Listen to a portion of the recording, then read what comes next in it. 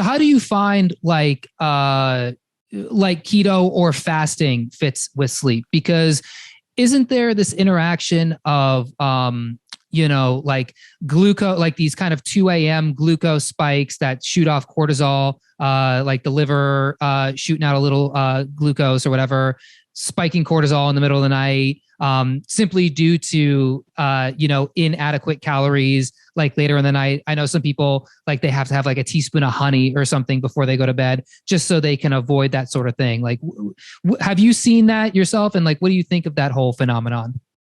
Yeah, I have seen that in the beginning when somebody's transitioning from being a sugar burner to a fat burner. So maybe like the first 14, 21 days of doing keto, you might have some sleep disturbances because your body's still making that switch.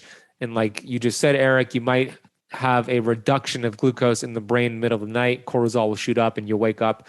So having a little bit of some honey could help.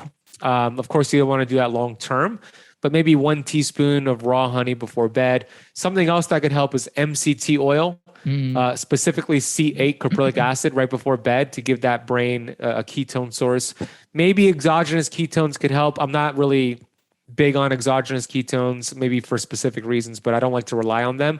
But once you get really familiar with ketosis, after a few weeks, your sleep will improve.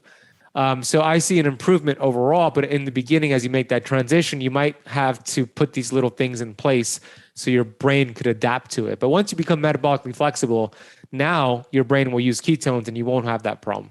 Interesting. Yeah. That's actually a really good point, and probably a really good source to go with is like a little bit of MCT oil before bed, a fat source, a clean source, not going to spike your insulin or anything like that. Correct. And keeps you, keeps what you need to keep satiated.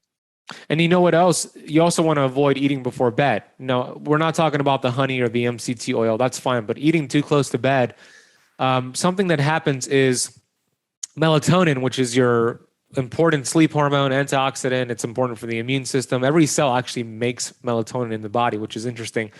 Melatonin shuts down the receptors in the pancreas that actually produces insulin. Here's why this is important. Because when you eat before bed, keto or not, but let's say it's not keto, you're going to get a high glucose spike. And then you go to bed. You're going to fall asleep, right? But now you're asleep. Melatonin is being produced by your body. At the same time, you have glucose up. But now since melatonin is being produced because you're asleep, it'll decrease insulin from being produced by the pancreas. So the glucose will shoot up even more. And then all of a sudden, boom, it drops down. You wake up at 2 a.m. and you're wired and tired. So that's one of many reasons why you don't want to eat before bed, especially a high carb meal.